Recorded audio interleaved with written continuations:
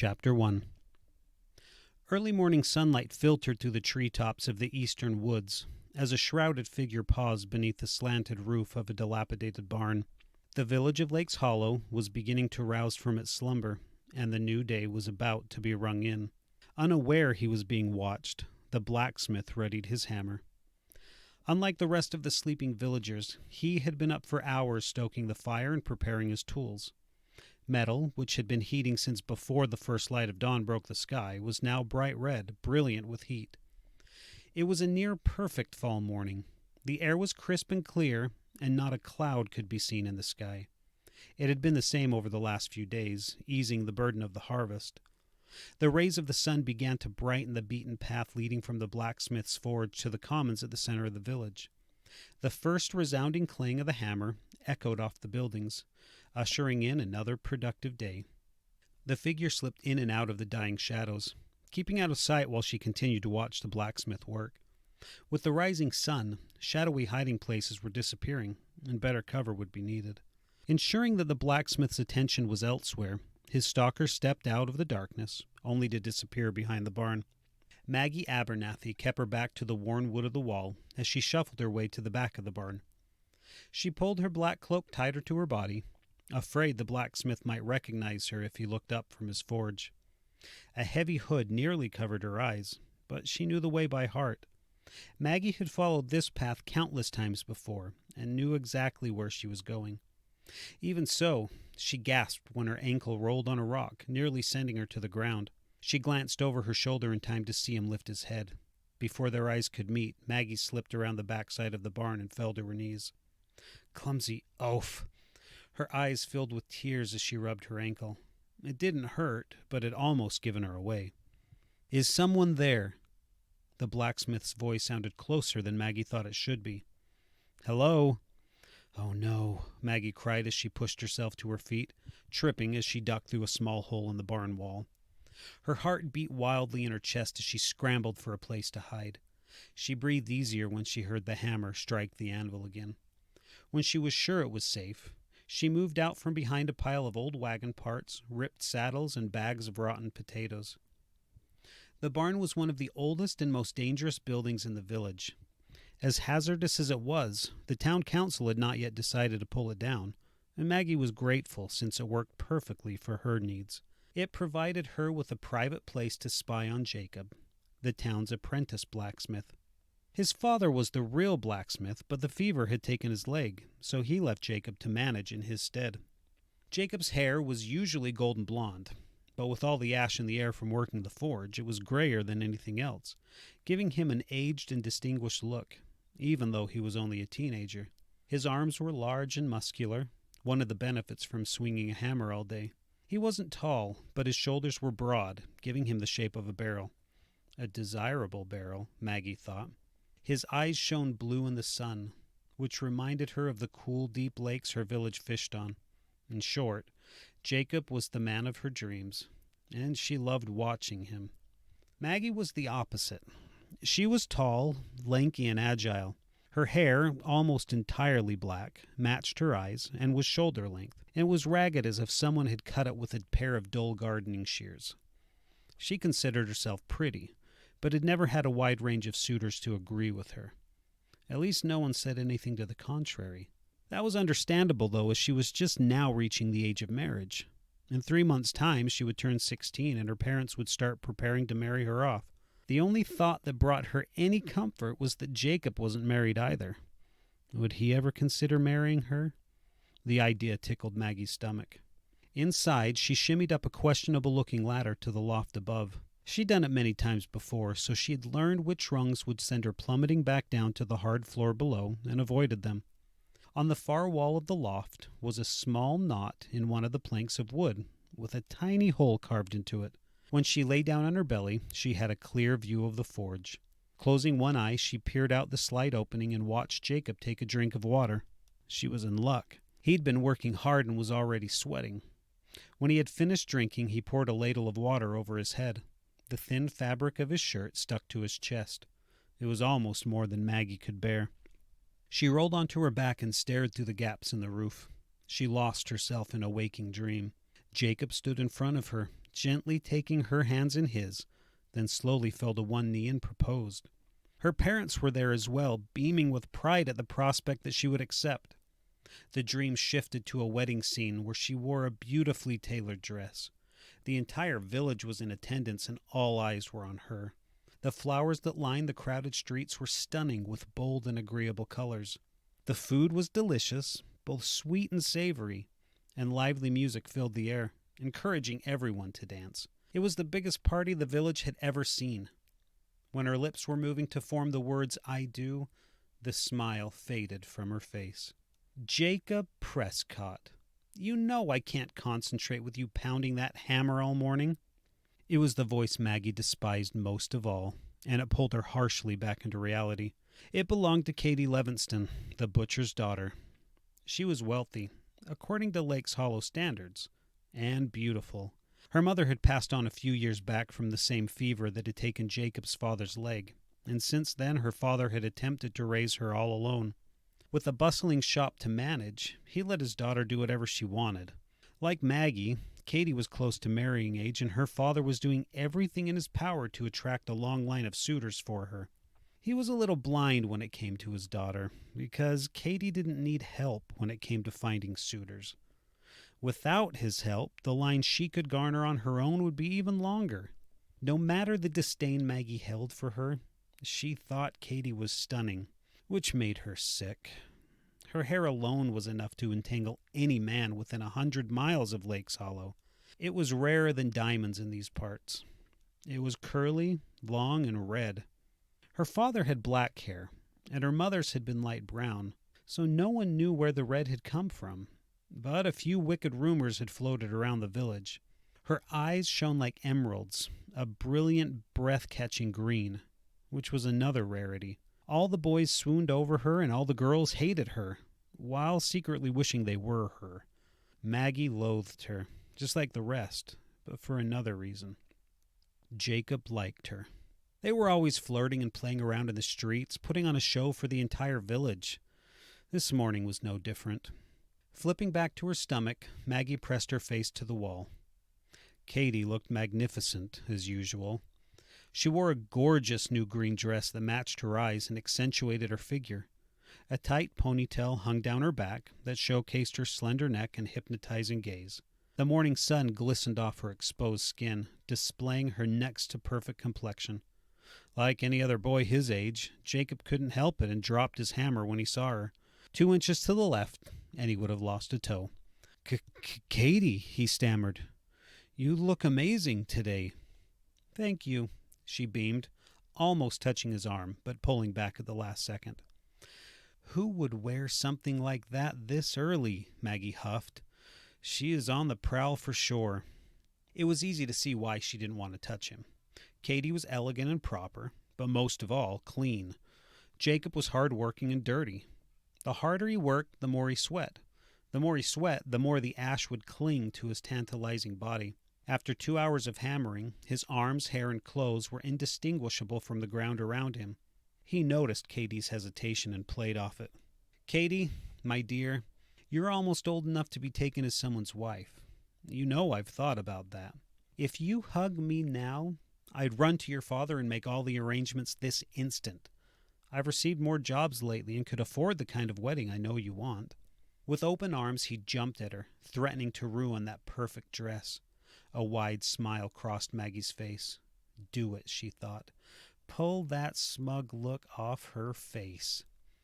Katie stumbled back, just out of reach, so Jacob moved closer than she was comfortable with. She squealed in fright and skipped down the path. "If you do that, I'll make sure you never marry me, Ash boy," she fired back. "You have no idea how much this dress cost. Father would be upset with me if he knew I bought it, but he would kill you if you ruined it." "I'm not scared of your father," Jacob countered. "What is it going to be? A dress or the wedding you've always dreamed of? Dirt is momentary. Marriage is forever." "You don't know what you're talking about," Katie said. "This dress cost twice what you could afford for a wedding." "Do you really want to gamble on that?" "Business has been good," Jacob said. He lunged at Katie again, but it was too much for Maggie to stomach. She pulled away and sat up cross-legged in the loft. The last thing she heard was a kiss. It was a quick one, but enough to tie a knot in her stomach and push the tears from the corners of her eyes. Katy could not hide her bluff, and folded. "Why can't that be me?" she asked the empty space in front of her. That one kiss, just a simple thing like lips touching, made her imagined future with Jacob evaporate in front of her. He would choose Katy, and Maggie would be left with someone else, if she got married at all. Tears flowed as her thoughts turned dark and traumatizing. She imagined herself marrying the tanner's son, Frederick. He was about as attractive as a boar's behind, and just as smart to boot. The prospect of marrying him made her consider the life of an old spinster, shunned by the village to live as an outsider. And the candidates only got worse from there, so much so that they weren't even worth thinking about. Hopping to her feet, she stepped to the edge of the loft. She considered using the ladder, but instead stared down at the landing below her. It was at least a 25-foot drop. However, she felt careless with the mood she was in today. She jumped out as high as she could and lifted her arms above her head. Her fingers grazed the ceiling, which was another 10 feet above her. Then she fell straight down. Her hair whipped around her face as she plummeted.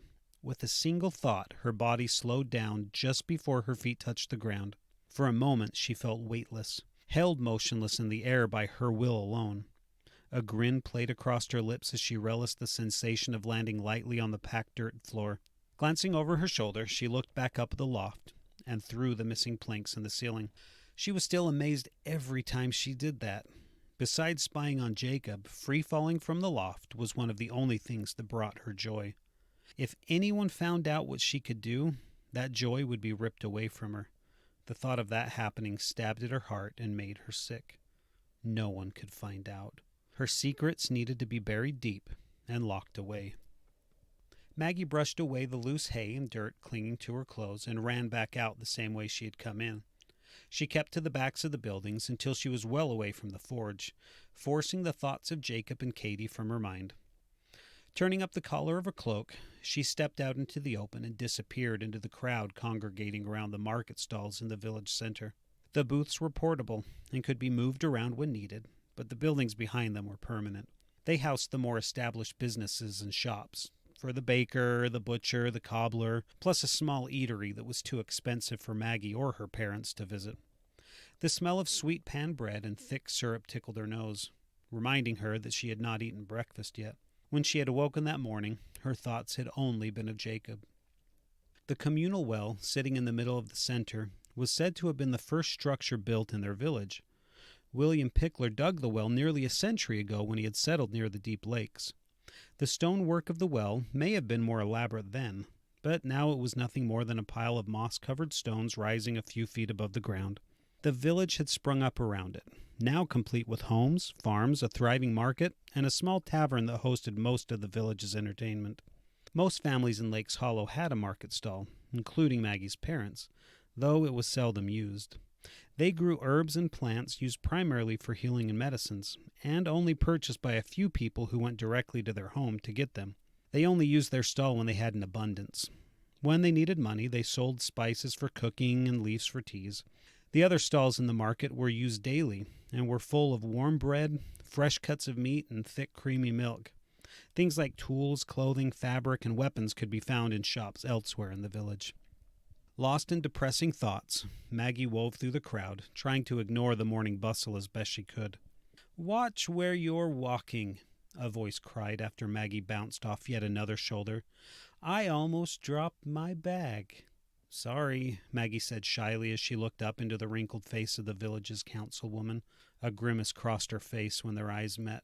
"Magdalena Abernathy," said Councilwoman Vega. "I should have known. Do you have something better to be doing?" "Yes, Councilwoman. I was just on my way there now," Maggie said as she backed away. "I doubt that. You forget that I know you. If you can get out of an honest day's work, you will. You are a disgrace to your parents. They work so hard to provide for you, and this is how you repay them? If I were Ruth, I would have left you on the stoop the day I found you." The words stung, but Maggie brushed them off. It wasn't the first time the councilwoman had said them, and it wouldn't be the last. The only thing Maggie could do was nod her head until the councilwoman grew bored with her, and then she would be off to find her next delinquent who irritated her. "I'm sorry," Maggie repeated. The councilwoman huffed as she turned and walked away. When she could no longer be seen through the sea of bodies between them, Maggie pressed on with more care, doing her best to avoid anyone else. "Maggie!" a voice called out, eliciting a small cringe. Maggie slowly turned around when she heard it, but smiled when she saw her friend. "Good morning, Victoria." Victoria was Maggie's only friend, and she ran her parents' honey stand. They were beekeepers.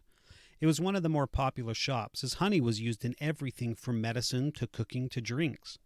Victoria had always been as sweet as the honey she sold. She was well off, like Katie, but the two girls couldn't have been more different. Victoria dressed more down to earth and was happier in general.